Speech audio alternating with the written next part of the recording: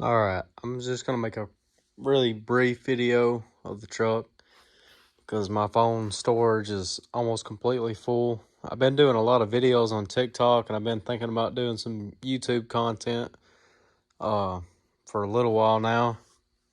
I made one or two takes of just me talking about the truck and stuff and what all progress I've got done to it and try to build a basis or a foundation for the YouTube channel that I'm about to try to start up. I've had this channel for a while, just posting shorts and stuff of the truck and stuff like that, so you can look back and see most of it, especially whenever I first done the cam swap and some parts of whenever I was first mounting the turbo. I'm just going to try to make a brief summary of what all was done to the truck. That way I don't have a whole lot of questions to answer, and I figure I probably will eventually. But this is my 03 extended cab Silverado 1500. It's got the 4.8 in it. It's got a 78, 75 mil turbo, VS Racing. Still got the factory AC and heat still.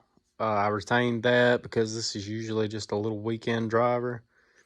We don't put a whole lot of miles on it. I think I've owned it for about 4 years, and I've probably put about 40 to 50,000 miles on it. So it don't get drove much, but I try to have fun in it whenever I can. This is it right here. This is it on the outside. Running some 22s. It's a 305/40/22 is the tire I'm running. It's a two-wheel drive. Old owner that used to have it was an older guy, and his son got it to drive back and forth to football and baseball and stuff. It was completely stock when I got it, other than the 3-inch spindle lift and blocks in the back.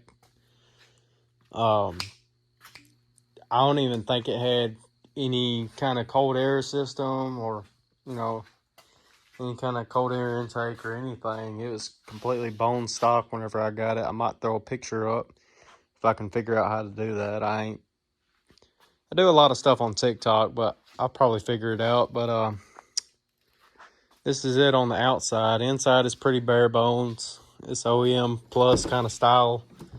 It's the way I like it. But see the gauge pod. Let me move my visor. I was driving it earlier today. There's my wideband, my boost gauge, and this is a dummy gauge. It don't work. It's a volt gauge.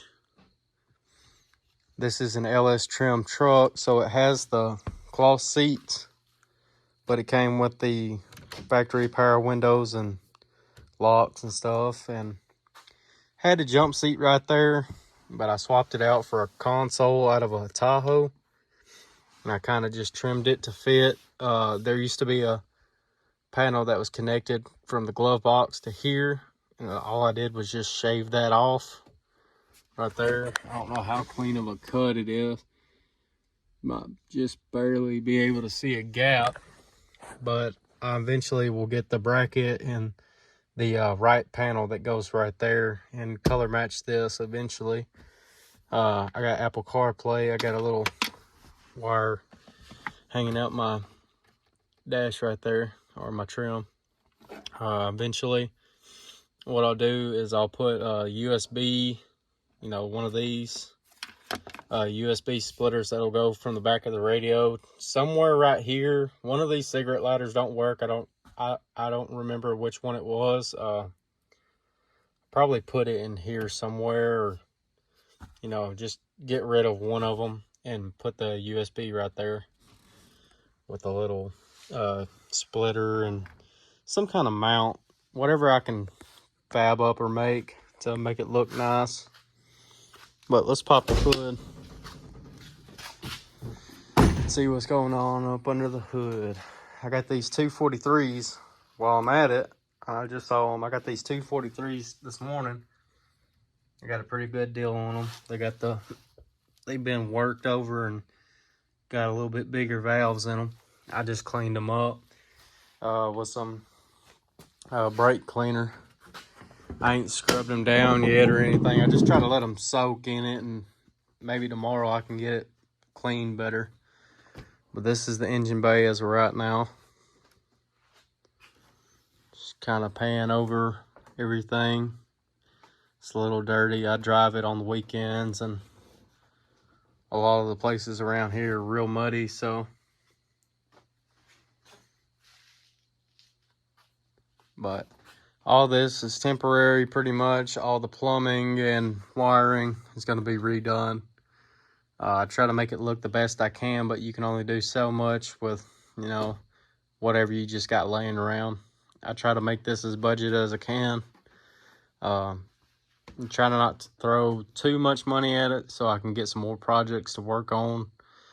Hopefully I can get to the point to where I can get a little bit of money from YouTube or TikTok to where I can start putting some more money into it, and maybe some other projects in the future, or maybe have two, you know, work on two at the same time, which is, you know, it's slow. It's a slow progress, especially just working on this one whenever I can find the time to add something else. There's a lot that needs done to it still. It definitely needs another tune. It hasn't been street tuned since the turbo set up.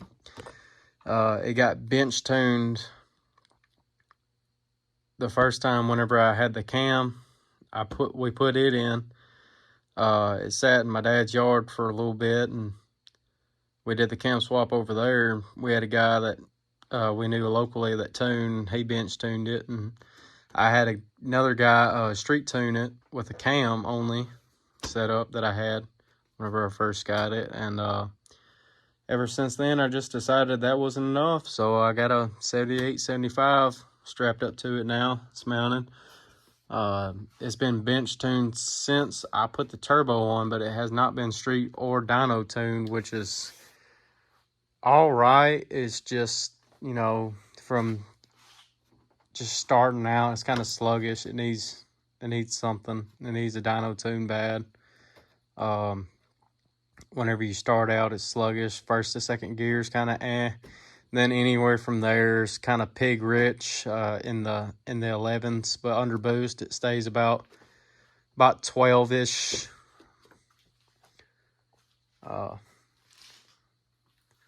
Real low 12s.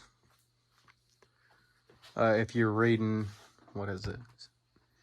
I don't know if it's Stoic or, I know Lambda's the other one, but I don't read in Lambda. I just read in whatever the other one is. I can't even remember right now. Kind of got fog brain, but this is what the setup looks like. I'm going to get the reservoir from Atomic Fab or whoever it is that makes the coolant and catch can all in one that goes right here. I'm going to have to clock my turbo. I'm going to have to clock it down some to run that. I don't know how big it is, but I definitely know that the setup I got going right now isn't going to work. Just due to the fact that I didn't want to have to cut anything up in here for the headlight trays that hold them headlights in. This one's kind of kicked up. I don't know if you can see that. It's kind of kicked up right there just because I have an intercooler pipe right directly underneath it right there. Kind of makes a weird bend. I need to get a fabricator to fab something up for me, or either that or I might have to just buy a welder and buy me some pipe and try to do it. I like to try to do a lot of it by myself, but just welding in general, I don't have a welder and I'm not really that familiar with it. I got a guy to TIG weld this for me right here, this blow-off valve bung. He welded it right there. I just took him this stick of pipe right here, and I just told him, I said, hey, there you go. And now it's here. But anyways, stop rambling. The motor itself, the bottom end is stock. The rings ain't gapped. I'm running 8 to 9 pounds and sometimes 10. Just depending. I don't have a boost controller. I'm just controlling off a gate pressure on the wastegate. And eventually I'll make a video on that, where my wastegate and stuff is mounted. I'm probably going to be making some more videos like this, and maybe some pool videos or stuff like that, trying to show the truck off and try to do some more just to get out there. I'm not looking to do anything big or nothing, just kind of more of a milestone kind of thing for me. That way I can look back at stuff, and I ain't gotta have everything saved to my phone. So that's mainly another reason why I'm doing it. But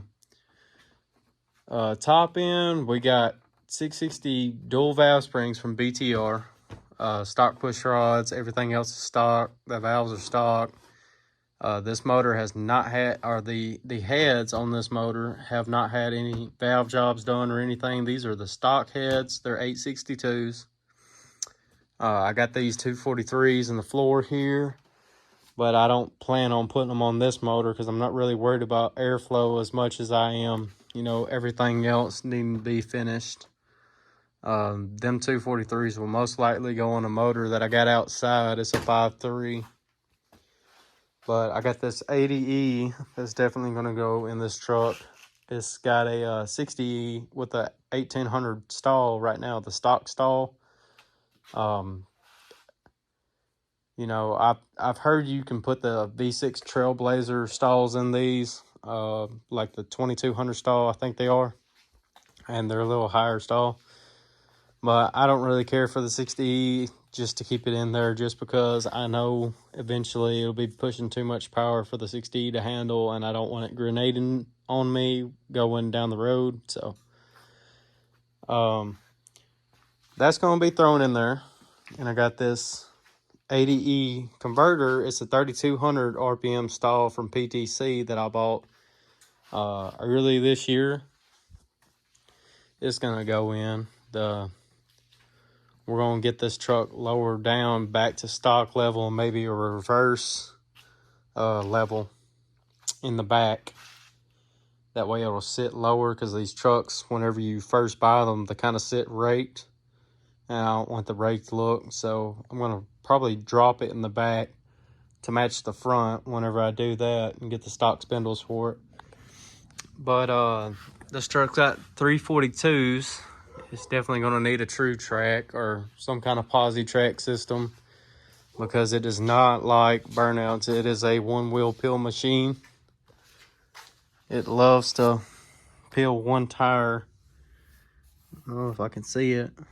I ain't got a whole lot of light in the shop. That's going to be another thing I might make a video on, is getting this shop set up for everything I need to do. But this truck's pretty dirty. It's gonna need some paint and stuff. I've owned it for about 4 years. I've definitely got my use out of it. I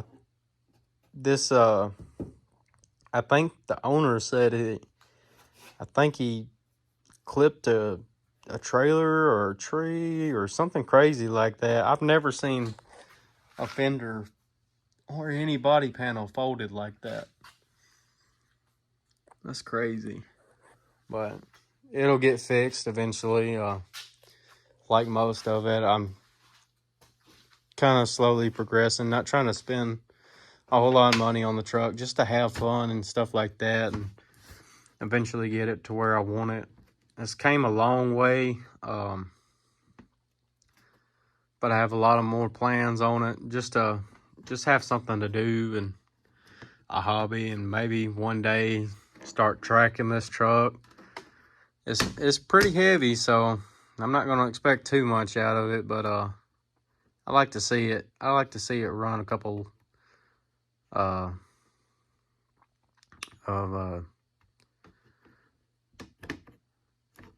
rips down the track. I lost my train of thought. Anyways, because that little mushroom button right there that they got. Phone just tried to die on me. Like I said, these 243s are probably going to go on that spare motor out there for maybe a S10 project or something like that. I'd like to get a an 80s model square body S10. Just due to the fact I really like that body style. I like the round bodies too. I just kind of like them square bodies more. Other than that, I don't know a whole lot of anything else to run down on, except maybe this trans cooler.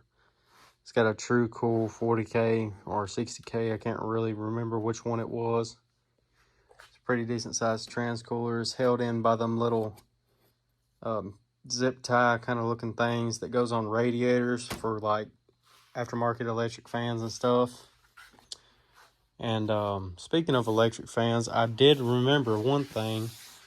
This truck right here, it came factory with a clutch fan, and I've converted it to electric fans. This is out of a 2005 Tahoe. Right here, I can see you in there. And this is my harness right here for it. It's these two red fuses right there that goes down to the main harness. It's got some relays tucked up over here for that. And they kick on with a computer. I've actually plumbed them into the computer itself. That's pretty simple and easy. If anybody would want to see that, just let me know in the comments or anything. There's just two wires that you plug into the computers, two little bullet terminals, and they just go in. You pull the little foam pieces out. It's really simple. Anybody can do it, but it does need a tune for it. You will have to get a tuner to do it, or you will have to, if you got an HP set up, you can turn your electric fans on and you can set what temperature they come on and stuff like that. Other than that, the truck's pretty bare bones. I know I'm all over the place, but I know I'm forgetting something. I think it was the injectors I haven't talked about. It's got 80-pound snake eater injectors. I did have a set of 80-pound decaps, but they took a crap on me. I don't know how well they were decapped and stuff like that, but the truck wasn't running right at all. And I got these 80-pound snake eaters, and they've been doing great.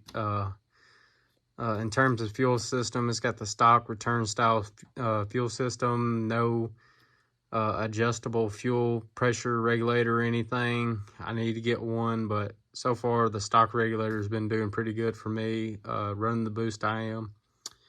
And the fuel pump is a 450 Walboro. I have a single. It just fits in the factory bucket and everything. It's pretty nice. I think I got it off Amazon about 2 years ago, somewhere around there. So far it's been doing pretty good. It's held up. I ain't ever had a problem out of it or anything. Comes with a little kit you wire it with and stuff like that. Definitely needs some better regulation. Like I just said, I got an adjustable fuel regulator for it that I just haven't put on it yet. Try to figure out how to run that. May do AN lines. I'm not sure. I like to keep the factory lines if I can while running this kind of setup. But maybe on the S10 I'll run some AN lines and maybe a fuel cell and stuff like that with some bigger pumps. I'd like to crank the truck right now, but it's actually getting late, so I might just clip in a video of the truck running and do that. But that's gonna be it for this video.